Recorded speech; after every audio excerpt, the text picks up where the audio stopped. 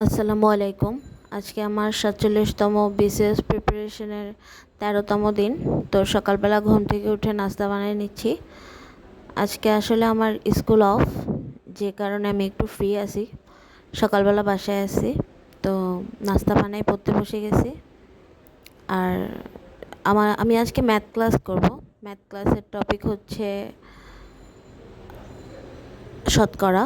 তো শতকরা ক্লাসগুলোর ফার্স্টে যে স্যার ব্রিফিং দিবে যে কি কি পড়তে হবে, সিলেবাসে কি কি আছে, সেগুলো শুনতে শুনতে নাস্তা করে নিচ্ছি।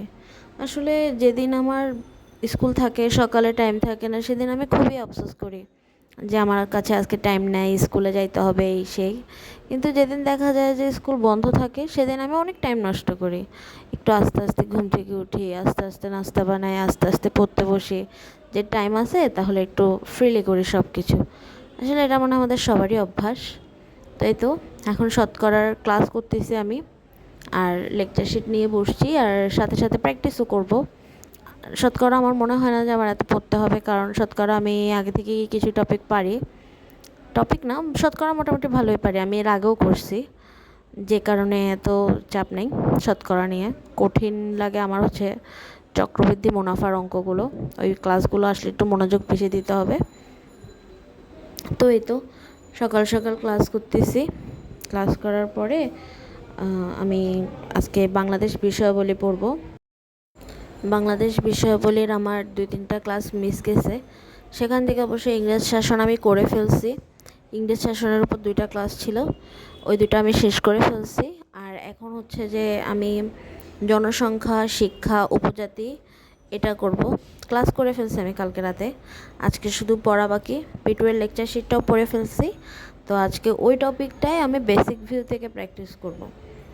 আমার এরপরে আর বাকি থাকবে, মানে আমি আমার কোচিংয়ের সাথে তাল মিলাইতে পারবো। এরপরে আর শুধু বাকি থাকবে যে 1947 পর্যন্ত।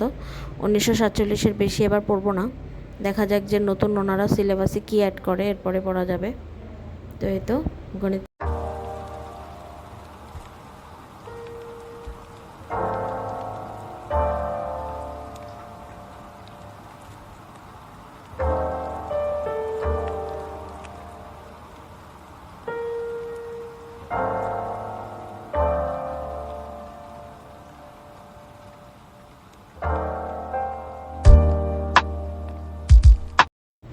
এখন পড়ব বেসিক ভিউ বইটা।